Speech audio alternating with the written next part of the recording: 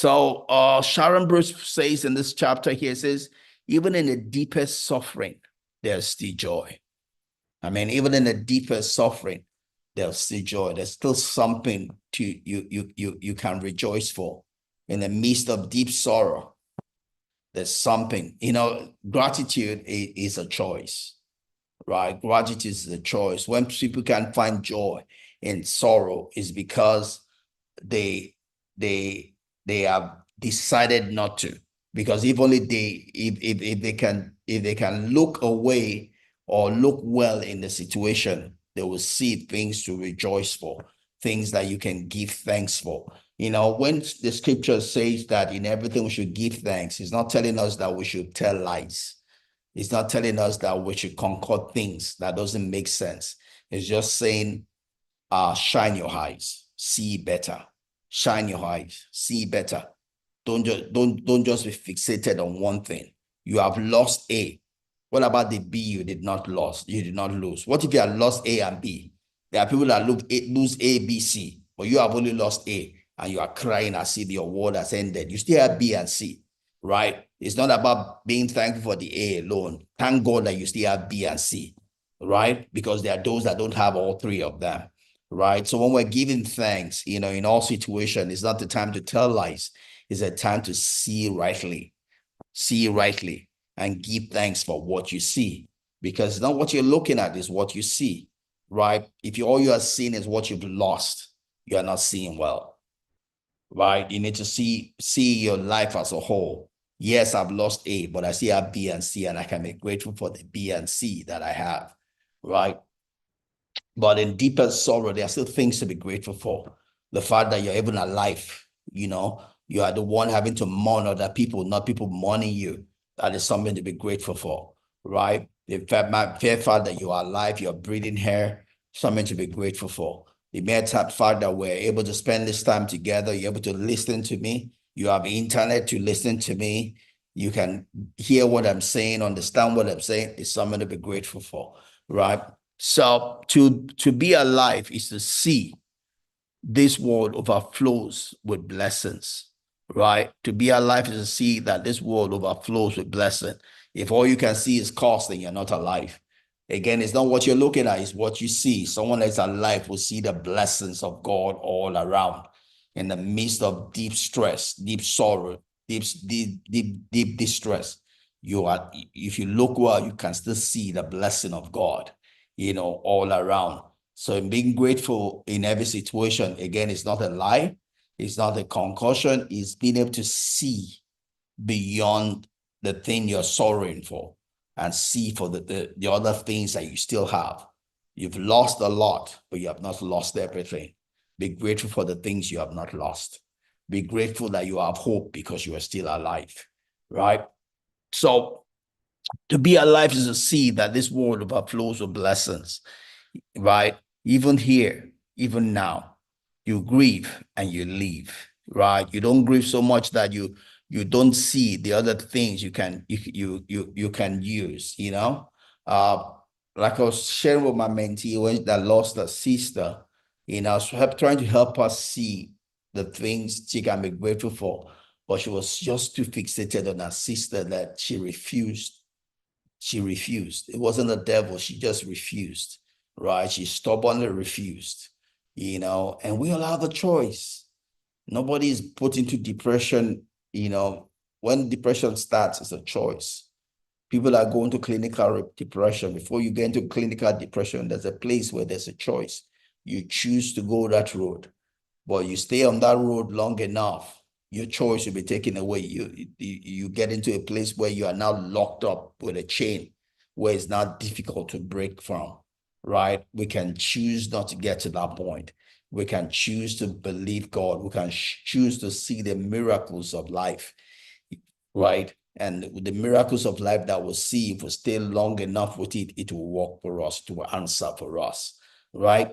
So even in the greatest joy, there's still, even the greatest joy, there's still heartache, and that's true, right? In the deepest sorrow, there's joy. In the greatest joy, there is heartache, right? It's just the way life is. It's the way the cookie crumbles. Like Carl Gibran would say, life and death are the same thing, right? Right? They flow into one another, just like the river flows into the sea, right? It's just being able to know what they have and use them to bless our life, rise above them and use them, not let them use you. Don't let life use you, use life. Don't let death use you, use death, right? Some people are being used by death, and because of the fear of death, they subject themselves to unimaginable things. Some people are being used by life because they think that that's all there is. They go into extremes, of carnal things, and they are lost in it, right?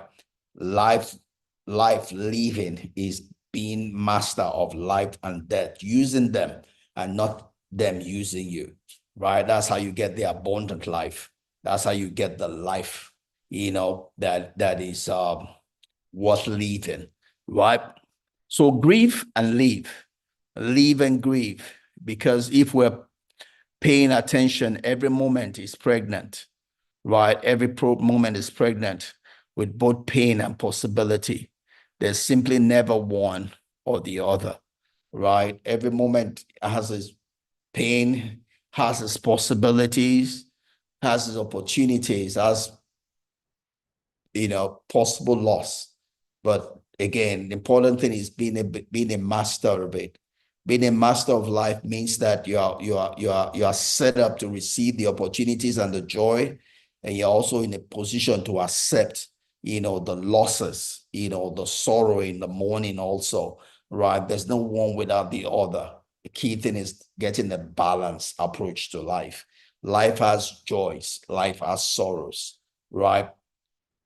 Being able to live, of a complete life, is being able to accept both of them in their own time, in their own place, in their own way, right? So cultivating hearts that can hold both sorrow and celebration is deep spiritual work. Deep spiritual work is being able to take both of them. I know I hear some ministers will tell you, oh, you never have pain. You will not mourn. You will not sorrow. I mean, those are immature people. Those are babes, because that's not what life is made up of. God does not answer that prayer, right? There's a time to sorrow. There's a time to rejoice, right? We just pray that it comes in its own season, in its own time. It doesn't come out of season. It doesn't come out of time, right? There's a time to be born. There's a time to die, right? And there's no prayer against it, right? When they make such prayers, they're just trying to deceive you, right? So they can put you under a spell that is not real, right? Because that's just the way God created this universe, right? There's life, there's death, right? And they're the yin and yang of life. There are two seeming opposing principles, but they work together. They support one another, right? And being able to accept both of them in life is to win in life, right? It's the broken pieces that tell a story of loss and failure, right? Rage and redemption. They remind us of how much we can hurt those we love, and they represent the possibilities of forgiveness. They are imperfect just as we are, right? Uh, and when we're broken, when we face life and we bounce back from the life, we see life in a better light. See, I'm able to appreciate life more because I've been in depression 2 times. I've been in depression 2 times, 2 years. So I can appreciate life more from a better perspective than I used to. I'm not going to be one of those preachers that'll come and tell you no sorrow. No, I mean, those are stupid. Those are immature people, right? But having been through life, having been through the stream of life, it gives you a better perspective, to live life by. You know what you don't know, you know what you know, and you're humble about it because life has humbled you, just by the stream of life. It's like we'll say, you might have many theories before you have your first child, but when you have to raise children, after you've raised children, you probably have no theories. because you have practicals. You see that it's a learning thing, right? There are no fixed laws about this or that. You learn, you learn as you go along the way. You grow into it, as it were. Same thing with marriage. I see people who have never married before and they think they know everything about marriage until you come into marriage. It's something that you learn on the job, because there are emotions involved in it. And those emotions make a whole lot of difference. You can know all the right things in your head.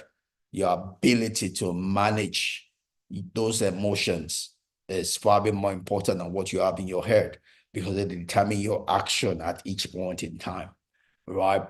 So there's nothing more whole than a broken heart. So says Kosla Rebbe, right? When we become broken, we become whole because we see life from a better perspective. Life humbles us, as it were. And we're able to then see life from a better perspective, not to be submitted to life, but to know how to do life better. You're able to do life better. You're able to do life in such a way that you're not a prisoner of life, not death. Yeah. So it's our brokenness that beauty and truth are revealed. It's in our brokenness that beauty and truth are revealed. I used to be a very passionate person, and probably still am, but I've had to curb my passion, because of my experience of life. I found that my passion, uncontrolled, unbridled, will do more harm than good. People will misread me, even though my intentions are right. People can easily misunderstand my passion because they feel threatened by them, and that might, as it were, distort my good intentions. But you see, I'm learning that, and I've learned that by the passage of time, by being beaten, several times because of those passions, right? I've also learned better my personality and how to better regulate myself, right? That's a place of mastery, of growth, of maturity, being able to regulate yourself, So I'm able to then produce beauty, out of my being by reason of that. And on to the last slide here for this chapter. It says, life is a sacred fusion of sorrow and celebration, and all of it is holy, right? It's a sacred fusion of both of them. Being able to sorrow with those that sorrow, and sorrow also for yourself. You're going through a time of sorrow, and being able to rejoice with those that rejoice, and rejoice also, being able to do the two together in an essential balance, that you don't lose out of life. You don't lose out of humanity. That's important. Resilient people get that shit happens. Things happen, because you're resilient doesn't mean that things won't happen. Things happen, but there are bad days, there are good days, things break, people disappoint, it's being resilient is not that you don't accept the reality of life, that things might fail, rather it is that suffering is a part of life. Being disappointed is a part of life. Being let down is a part of life. It's a part of human existence. Therefore, you don't let it have the mastery over you. Don't let it have the last say over you. But you triumph over the disappointment. You triumph over the let down. You triumph over the failure. Your mind is on the solution. Your mind is on how to get going, how to get through in spite of the let go or let down, right? So nobody expects you to do everything, right? Nobody expects you to do everything. Life doesn't expect you to do everything. God does not expect you to do everything, right? But that doesn't free you from doing nothing. There's always something we can do. And life expects us to do that which we can do. That's what we're being held to ransom for. That which we can do. If we can do that which we can do, then we've done everything. If we don't do that which we can do, we've done nothing. We need to do something for our life to be better, for us to be a blessing, both to ourselves, to our family, and to our environment. We need to war with that which has been put into our hands. And that scripture, comes powerful to me is Genesis 2:15. God put Adam in the Garden of Eden to tend and to keep it, to tend and to keep it, to tend and to keep it, to culture and to keep it, to cultivate it and to keep it, right? And that's what God expects every one of us also, that we cultivate our life, we tend our life, we keep it, we tend our life, we keep our life, right? We don't take it for granted. We don't assume that things will work. We do the work to sow, to do our part. Because until we do our part, God will not do his part. God expects us to do that which is in our power to do, so that he can do the things that are outside of our power to do, to make our life the beauty it ought and is destined to be.